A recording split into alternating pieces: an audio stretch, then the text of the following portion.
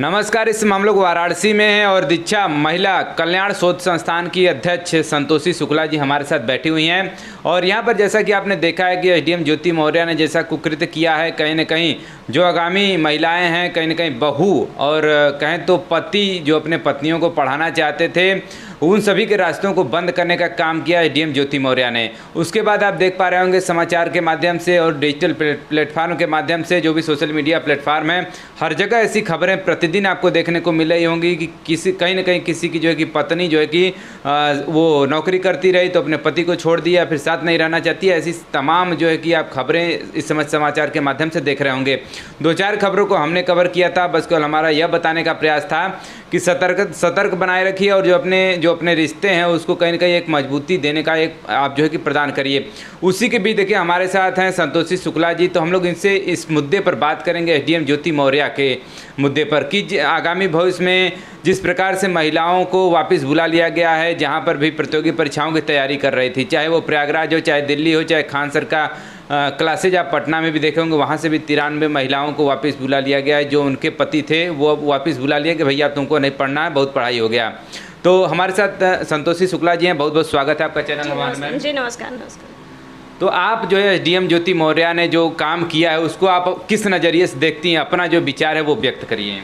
जी, सबसे पहले तो मैं ये कहूँगी कि ज्योति मौर्य ने जो किया है वो महिलाओं के लिए पैरों की बेड़ियाँ बांध दी है, जिससे हमारी जो बहनें हैं, माताएं हैं, वो समाज में आगे बढ़ नहीं पा रही हैं, वो कहीं ना कहीं उनके घर वाले रोकने लग रहे हैं। तो ये जो है ज्योति मौर्य ने जो किया है वो बहुत ही अभद्र काम किया है, उनको ऐसा नहीं करना चाहिए था। और इस तरीके की महिलाओं के लिए तो मैं सीधा कहूँगी कि ऐसे लोगों को तो वाकई में फांसी दे देनी चाहिए बीच चौराहे पे, जिससे समाज को एक प्रेरणा मिले, एक मिसाल बने कि यदि आप ऐसा करती हैं तो आपका भी वही हाल होगा जो ज्योति मौर्य का हो रहा है। अभी जो यूट्यूब के माध्यम से देख रही हूँ कि कहीं ना कहीं उनकी भाभी भी जो है उनका साथ दे रही हैं और वो भी केस करने को तैयार है। तो कहीं ना कहीं ज्योति मौर्य पुराने रिश्तों को भी ख़राब कर रही हैं। जो हमारे घर की बहनें बेटियां जो मतलब कि 10 सालों से रह रही हैं, अचानक वो अपने घर वालों के ससुराल के पक्ष में वो केस कर दे रही हैं। मैं कहती हूँ कि जिस समय जब आप शादी होकर के आती हैं तो साल, 2 साल, 3 साल, 4 साल, 5 साल किसी को भी समझने के लिए बहुत ज़्यादा समय होता है। तो 5 साल, 6 साल तक आप क्या कर रही थी? आपकी जो भी एजुकेशन रही वो कहीं ना कहीं आपको ससुराल से ही सपोर्ट मिला, आलोक जी ने ही आपको पढ़ाया लिखाया, सब कुछ किया। और जब आप उच्च पद पे वहाँ पे बैठ गई, जहाँ पे आपको लोगों के लिए आपको सोचना है, हम महिलाओं के लिए मोटिवेट मतलब कि हैं, क्या आप मोटिवेट कर सकती हैं कि हम लोगों को भी कहीं ना कहीं उच्च पद पर हैं तो कहीं ना कहीं आइडियल भी हैं, लोग उनके पद चिन्हों पर चलते भी हैं। आप जब एसडीएम बन जाती हैं तो लोग महिलाओं का प्रतिनिधित्व करती हैं कि आप जब एसडीएम बन जाती है तो लोग आपको अनुसरण करते हैं कि ऐसे ही हमको भी बनना है, कहीं ना कहीं हम भी इस ऊंचे पद को, मुकाम को हासिल करेंगे। बिल्कुल, एक मिसाल होती है कि हाँ ज्योति मौर्य ने ये पद हासिल किया है तो मैं भी उस पद को हासिल करूंगी। लेकिन आज अभिभावक भी कहीं ना कहीं डर रहे हैं बहनों को भेजने से पहले, और कहीं ना कहीं जो ससुराल पक्ष है वो भी पीछे हट रहा है कि हम बहू को नहीं पढ़ाएंगे। तो ऐसे में सारी समस्याएं महिलाएं के लिए हैं। लेकिन मैं फिर भी अभिभावक से भी कहना चाहूँगी कि हमारे हाथों की 5 उंगलियां बराबर नहीं होती हैं। सभी के संस्कार, सभी के सोच और सभी के सपने एक जैसे नहीं होते हैं। ये समाज है, उनके सोच, उनके रहन सहन, उनके विचार जो है अलग अलग है। ये ज़रूरी नहीं है कि जो ज्योति मौर्य ने किया है वो आपकी भी बहू बेटी करे। तो उसके अनुसार तो ज्योति मौर्य ने ये काम बहुत गलत किया है, ऐसा उनको नहीं करना चाहिए था।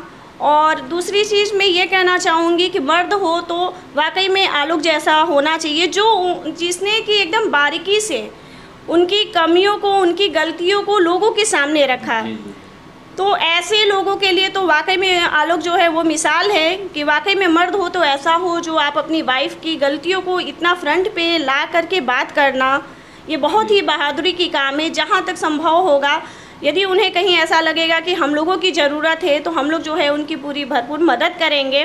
और बनारस की हाँ जी, उनका कहना है कि अब जो है कि कहीं ना कहीं वो साथ, मतलब अगर रहना चाहते साथ भी रहेंगे केवल अपनी दोनों बच्चियों के लिए।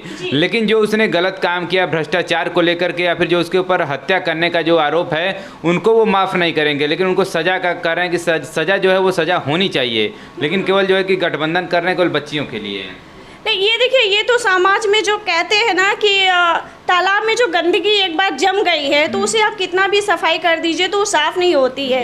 या कोई एक रस्सी हो यदि टूट गई है और उसे हम जोड़ दें तो कहीं ना कहीं वो गांठ बन जाती है, तो वो पहले जैसे तो रिश्ते नहीं उनके बन पाएंगे। लेकिन अब मनीष जी को भी इसके पहले सोचना चाहिए था। सबसे बड़ी भूमिका तो मनीष की भी है कि आप जो है सब कुछ जानते हुए एक परिवार को आपने तोड़ा है।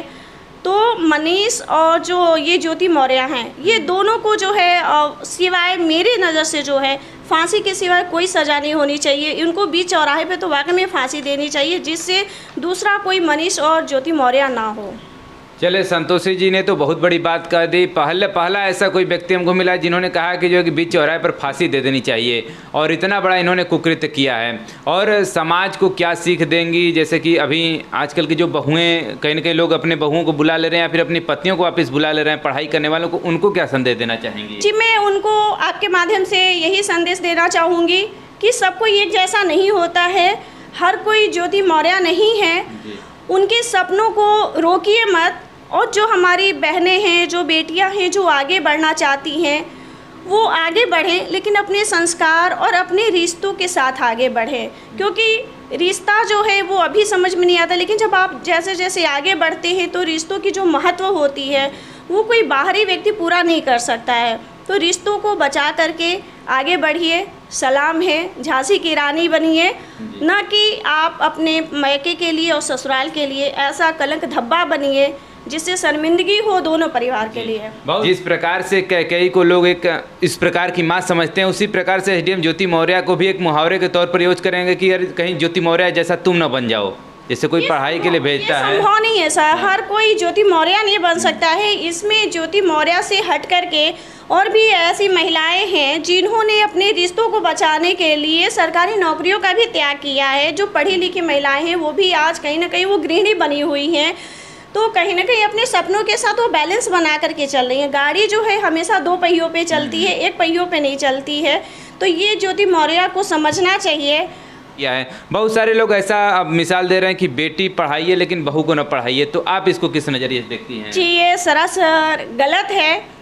बेटी के साथ साथ कहीं ना कहीं वो जो बेटी होती है वो आगे चल कर के किसी न किसी की बहू बनती है, माँ बनती है, तो उसके सपने भी आपके ऊपर होते हैं, ससुराल पक्ष के ही ऊपर होते हैं। यदि बेटी बहू बन सकती है तो बहू को भी चाहिए कि हम जो है उनके परिवार वालों के साथ जो है कुछ ऐसा ना करें जिससे उनके मान सम्मान को ठेस पहुँचे। हम उनके लिए मिसाल बने, अच्छा बने, ज्योति मौर्य न बने। मिसाल बनी हुई हैं, हमारे देश के लिए बनी हुई हैं, हर क्षेत्र में हैं, चाहे वो आर्मी से लेकर के मतलब समाज सेविका से लेकर के हर एक फील्ड में, चांद पे जाने वाली या जो खिलाड़ी है वो भी कहीं ना कहीं मतलब कि महिला है, किसी की बहू है, तो बहू को भी आगे बढ़ने का उतना ही अधिकार है जितना एक बेटी को है। नहीं, जिस प्रकार से एसडीएम ज्योति मौर्य ने काम किया है, कहीं ना कहीं जब उनके पति सफाई कर्मी हैं तो उनको एक गिलास पानी देने में भी दिक्कत आ रही होगी। बहुत सारी ऐसी महिला संगठन ने भी अपने जवाब में दिया है कि एक गिलास पानी वो अपने जब एसडीएम है तो सफाई कर्मी को किस प्रकार देगी, उसको इंसल्ट फील होगा। तो कहीं ना कहीं जब उनके पति हैं वो तो किस प्रकार का इंसल्ट है वो, उसके लिए आप बताइए। देखिए, हमारे भारतीय संस्कृति में जो है सबसे पहले महिलाओं के लिए पति परमेश्वर होता है। ऐसा नहीं है कि वो सफाई कर्मी है तो वो पति से हट गया है, कहीं ना कहीं वो पति है, उनका मान सम्मान बिल्कुल अपने जगह पे है। और ज्योति मौर्य को भी मान सम्मान में कोई कमी ऐसा नहीं था। यदि ज्योति मौर्य का मान सम्मान में कोई कमी होता तो शायद आलोक जी उनको उतना आगे न बढ़ाते। आज वो जो भी आगे बढ़ी हैं कहीं ना कहीं पति के वजह से ही बढ़ी हैं, और जब आप आगे बढ़ जाती हैं तो उसी पति को, परमेश्वर को जो है आप शर्मिंदगी कहती हैं, तो ये तो बहुत बड़ा गलत है। तो सभी लोग तो बात कर रहे हैं एसडीएम ज्योति मौर्य को लेकर के। आलोक मौर्य को आप किस नज़रिए से देखती हैं? क्या उन्होंने सही किया? अपने जो कहीं ना कहीं अपने दो लोगों के जो बीच का जो मैटर है उसको उजागर किया है, तो आप किस नज़रिए से उसको देखती हैं? सही काम उन्होंने किया है या फिर कहीं ना कहीं गलत किया है? जी, मैं तो पहले ही बोल चुकी हूँ कि मर्द हो तो आलोक जैसा, जो कि इतनी बारीकियों से गलती को लाना फ्रंट पे, कहीं ना कहीं उन्हें भी शर्मिंदगी हुई होगी कि मैं अपने पत्नी के बारे में इस तरीके से समाज में ला रहा हूँ, लेकिन कहीं ना कहीं वो दुख, जो उनकी दुख होगी उसका कोई लिमिट नहीं है कि वो कितनी बड़ी शर्मिंदगी में होगी। तो बहुत बड़ा मतलब कि काम रहा है उनका। वाकई में मर्द जो है वो आलोक जी हैं। हाँ जी, कहीं ना कहीं जो उनका जो क्राइटेरिया है वो कहीं ना कहीं पूरा हो गया होगा, तभी उनके जो पूरे मन की जो भड़ास है वो बाहर निकल के आई है। एक जो दायरा होता है, सीमा जो मतलब एक कहीं ना कहीं कहिए तो जो एक सहन करने की जो सीमा है वो पार कर गई होगी जो एसडीएम ज्योति मौर्य, तभी वो बातें इनकी बाहर निकल करके आई। बिल्कुल बिल्कुल सर, जब तक एक गिलास में पानी उससे ज़्यादा हम भरेंगे तो वो कहीं ना कहीं गिरेगा। हाँ। तो उसी तरीके से आलोक की भी स्थिति रही होगी। वो चीज़ों को मैनेज कर रहे होंगे। कहीं ऐसा नहीं है कि रिश्तों को बचाने की कोशिश वो नहीं कर रहे होंगे, रिश्तों की बचाने की कोशिश वो भी कर रहे होंगे। लेकिन जब गलतियाँ बढ़ती जाए और आप समझाने के बाद भी न रुकें तो फिर उन्हें कहीं ना कहीं तो लोगों का सपोर्ट और समाज में आना ही था। बहुत अच्छा काम किया है उन्होंने, आलोक ने। और तमाम महिलाओं के लिए भी ये बहुत सबक की चीज़ें हैं कि यदि आप गलत दिशा में जा रहे हैं तो आपका भी वही हाल होगा जो ज्योति मौर्य का हाल हो रहा है। तो आप जो है अपनी सुरक्षा और अपने मान सम्मान के साथ आप आगे बढ़िए, लेकिन ज्योति मौर्य न बनिए। मैं बार बार यही चीज़ें कहूँगी कि यदि ऐसा बनते हैं तो वाकई में मनीष और ज्योति मौर्य को तो सिवाय फांसी के अलावा कोई सज़ा नहीं सामने आ रही है। आप अगर जैसे उनकी 2 बेटियां हैं, अभी फैमिली कोर्ट में मैटर चल रहा है, तो अगर आपके विचार से जो दोनों बेटियां हैं किसके पास रहना चाहिए? अब यही तो बहुत बड़ा प्रश्न है। ये सवाल जो है ज्योति मौर्य को सोचना चाहिए कि हमारी जो दोनों बेटियां हैं वो हमारे डिसीजन के बाद जो है वो मनीष के साथ, मतलब मनीष उनको फादर कहेंगे या आलोक के पिता हैं।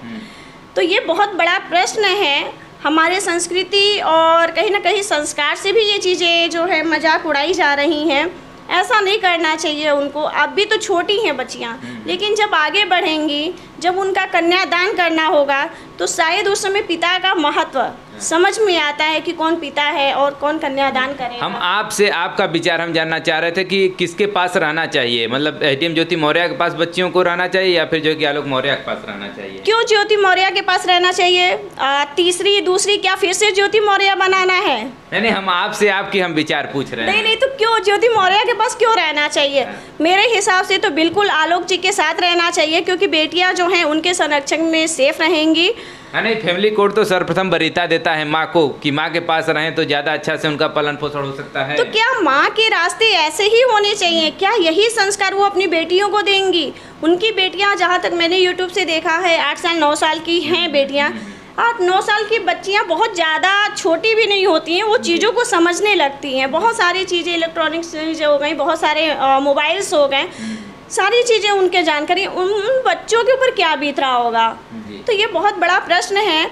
और माँ के साथ तो कतई फिर नहीं रहना देना चाहिए बच्चों को। जो भी बच्चे के हैं उनको ससुराल पक्ष को रखना चाहिए। जी। चलिए देखिए, अब समाज की ओर मोड़ जा रहा है। आप देख ही पा रहे होंगे, ऐसे तमाम मामले इस समय देखने को मिल रहे हैं। और इसमें जो दोनों लोगों का प्यार है, पहले तो बिना शादी के जो प्यार होता था उसको तो परिवार वाले एक्सेप्ट कर लेते थे कि चलिए भाई दोनों लोग की शादी करा दिया जाए। लेकिन अब ये किस प्रकार का प्यार है कि 2-2 बच्चे आपको हो जा रहे हैं, किसी को 3-3 बच्चे हो जा रहे हैं, तब जा करके आपके प्यार उमड़ रहे हैं। ये कौन सा प्यार है? इसमें कहीं ना कहीं जो छोटे छोटे आपके बच्चे हैं उसका जो सज़ा है वो कहीं ना कहीं उनको भुगतना पड़ रहा है। जैसा कि ज्योति मौर्य के मामले में हुआ ही, और पिछला आपने हमारा वीडियो देखा होगा हरिचंद विश्वकर्मा के मामले में कि उसने जो है कि अपने पति को किस प्रकार मौत के घाट उतारा। तो उसके बाद जो उनके 3 बच्चे हैं कहीं ना कहीं वो अनाथ हो चुके हैं, और उनके पालन पोषण की जो जिम्मेदारी उनके दादा पर आ चुकी है। दादा भी ज़्यादा दिन के मेहमान नहीं है, वो भी कहने की तमाम बीमारियां आजकल चल रही हैं, उसके भार के तले वो भी दबे हुए हैं। और ऐसे मामले समाज में आ रहे हैं। अब समाज का क्या सीख मिलने वाला है इससे? समाज को मैम इससे क्या सीख लेना चाहिए? जिस प्रकार के सब मामले जो देखने को मिल रहे हैं, किस प्रकार की सतर्कता समाज में रखनी चाहिए अपने आप को? देखिए, समाज में लोगों को सबसे पहले तो जागरूक होना चाहिए। आप आगे बढ़िए, लेकिन अपने संस्कार के साथ आगे बढ़िए। मैं बस यही इतना कहूँगी। चलिए, बहुत बहुत धन्यवाद अपना मैम कीमती समय देने के लिए, और ऐसे ही जुड़े रहिए हमारे चैनल के साथ। और भी आगे चल के और भी ऐसे एसडीएम ज्योति मौर्य से रिलेटेड जो भी वक्तव्य रहेंगे हम आपके समक्ष प्रस्तुत करने का प्रयास करेंगे। ये हमारा प्रयास कैसा लगा कमेंट करके जरूर बताइएगा।